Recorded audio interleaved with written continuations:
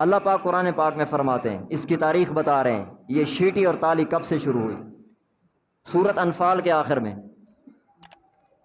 وَمَا كَانَ صَلَاتُهُمْ عِندَ الْبَيْتِ إِلَّا مُقَامٌ وَتَصْدِيَةٌ، مشرکین کی بیت اللہ کے پاس نماز نہیں تھی الا مقام و تصدیہ، سوائے شیٹی مارنے کے اور تاڑی بجانے کے۔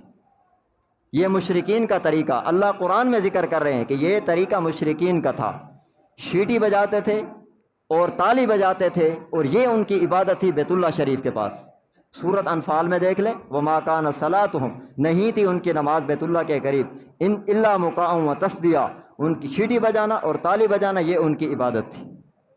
یہ مشرکین کا طریقہ، مسجد حرام سے باہر جمع ہو جاتے، شیٹیاں بجاتے اور تالیاں بجاتے اور اس کو عبادت سمجھتے۔ اس کے تحت حضرت عبداللہ بن عمر رضی اللہ تعالی عنہ فرماتے ہیں، کافر لوگ، یہی الفاظ تفسیر ابن عباس میں موجود ہیں، کافر لوگ بیت اللہ شریف کے قریب شیٹیاں اور تالیاں بجاتے تھے۔ تو یہ کن لوگوں کا کام تھا؟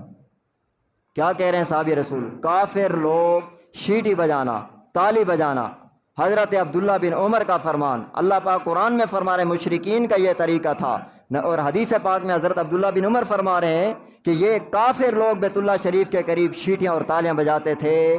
تو یہ کام شیٹی اور تالی بجانا کافروں کا کام ہے، مسلمانوں کا فعل نہیں رہا ہے، مسلمانوں کا کام نہیں تھا۔ یہ قرآن پاک میں اللہ فرماتے ہیں مشرکین کا طریقہ، حدیث پاک میں آتا ہے کہ یہ کافروں کا طریقہ۔ آگے حدیث پاک روایت تفسیر ابن عباس میں موجود ہے کہ قریش نبی پاک صلی اللہ علیہ وسلم، آپ کے میرے محبوب پیغمبر جب طواف کرتے تھے تو یہ طواف میں پریشان کرتے تھے قریش لوگ، شیٹیاں بھی بجاتے تھے اور تالیاں بھی بجاتے تھے، میرے نبی کو طواف کرتے ہوئے پریشان کرتے تھے۔ آج مسلمان اس کو کیوں نہیں چھوڑتا؟ ہم تو محسوس ہی نہیں کرتے، شیٹی تاڑی بجانا ہمارے لیے کوئی مسئلہ ہی نہیں۔ اب روایت میں کہ اللہ کے نبی کو تکلیف دیتے تھے، یمن کا ایک بادشاہ تھا، بڑا ظالم بادشاہ تھا، اور تفسیر میں امام اہل سنت نے جلد نمبر 121 میں یہ مسئلہ تفسیر ایک آیت کے تحت لکھا کہ ایک یمن کا ظالم بادشاہ تھا، اس نے خندقیں کھدوائیں، اس کے اندر آگ جلائی، آگ جلانے کے بعد ایمان والوں کو زندہ اس کے اندر جلا دیا۔ جلانے کے بعد جو لوگ تماشا دیکھ رہے تھے، اس بادشاہ کے ساتھ تھے ظالم، وہ تالیاں بجا رہے تھے۔ کیا بجا رہے تھے؟ مستند معتبر اہل سنت والجماعت کی تفسیر کے اندر جلد 21 کے اندر یہ مسئلہ موجود۔ وہ کیا بجا رہے تھے؟ تالیاں بجا رہے تھے۔ اللہ رب العزت نے اس آگ، جو ایمان والے وہاں شہید ہو گئے تھے اور یہ دیکھ کر تالیاں بجا رہے تھے، وہ آگ اللہ رب العزت نے بہر نکالی اور جتنے لوگ تالیاں بجا رہے تھے سب کو ہلاک کر دیا اللہ تعالیٰ نے۔ اور تیسری بات، حضرت نبی پاک صلی اللہ علیہ وسلم کا ایک دشمن اسود بن مطلب، یہ چوتھی بات اور آخری پانچویں بات، کہ نبی پاک صلی اللہ علیہ وسلم کو جب اسود دیکھتا تھا اور صحابہ کرام کو دیکھتا تھا تو یہ کہتا تھا یہی لوگ ہیں جو روئے زمین پر بادشاہی کریں گے اور کیسر و کسریٰ کے خزانوں پر قبضہ کریں گے، یہی لوگ ہیں۔ پھر کیا کرتے؟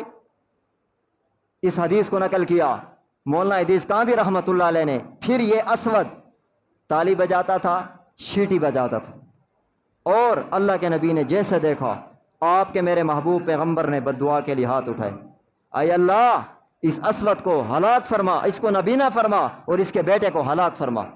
شیٹی بجائی اور تالی بجائی نبی پاک کو دیکھ کر، تو اسود نے، نبی پاک نے بد دعا کے لیے ہاتھ اٹھائے۔ مستند معتبر کتاب کے اندر یہ حدیث پاک موجود ہے۔ اللہ کے نبی نے بد دعا فرمائی، اے اللہ اس کو نبینا فرما اور اس کے بیٹے کو ہلاک فرما۔ یہ اسود وہ تھا جو جنگ احد کے موقع پر یہ بیمار تھا، مریض تھا، لیکن لوگوں کو کہتا تھا جاؤ میدان میں، نعوذ باللہ من ذالک، امام الانبیاء سے مقابلہ کرو۔ یہ وہ اسود تھا۔ اللہ کے نبی نے جیسے ہاتھ اٹھائے، اے اللہ وہ شیٹی اور تالی بجا رہا تھا، اللہ کے نبی نے فرمایا اللہ اس کو نبینا فرما دے۔ اسی وقت علماء نے لکھا وہ اسود نبینا ہو گیا، اور اس کا بیٹا جنگ بدر میں صحابہ کے ہاتھوں مارا گیا۔ میرے نبی کے دونوں بد دعائیں قبول ہوئی۔ اللہ آپ کو مجھے محفوظ رکھے۔ اور یہ بات میں کیوں عرض کر رہا ہوں کہ شیٹی اور تالی بجانا ہمارے معاشرے میں اتنا عام ہو چکا ہے، میں نام نہیں لینا چاہتا، پڑھا لکھا طبقہ بھی اس میں ملوث ہے۔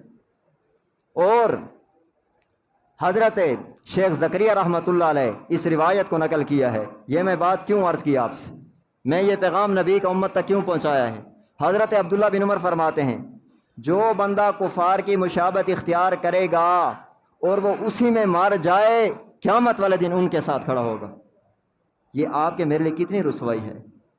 ہم اگر یہ کہتے ہیں یہ معمولی بات ہے، تو اور میں نے جتنی باتیں ذکر کی ہیں یہ ساری معمولی باتیں ہیں۔ نبی پاک کا بتایا ہوا کوئی مسئلہ معمولی نہیں ہے، تیری میری سوچ معمولی ہو سکتی ہے۔ تو شیٹی بجانا، تالی بجانا، اور قرآن پاک میں اللہ نے فرمایا مشرکین کا طریقہ رہا ہے۔ عبداللہ بن عمر نے فرمایا تالی بجانا، شیٹی بجانا کافروں کا طریقہ رہا ہے۔ اور اسود کے واقعے سے معلوم ہوتا ہے نبی پاک کو تکلیف دینے والے نبی کے دشمنوں کا یہ طریقہ رہا ہے شیٹی اور تالی بجانا، لہٰذا مسلمانوں کو یہ طریقہ نہیں اپنانا چاہیے۔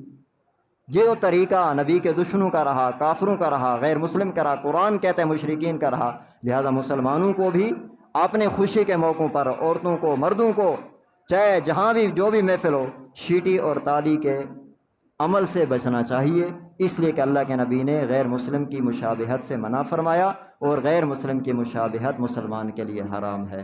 اللہ ہم سب کو دنیا آخرت میں اپنے محبوب اور پسندیدہ لوگوں میں شامل فرمائے۔ اللہ ہماری ظاہر بھی اصلاح فرمائے اور اللہ ہماری باطن کی بھی اصلاح فرمائے۔ وآخر دعوانا الحمدللہ رب العالمین۔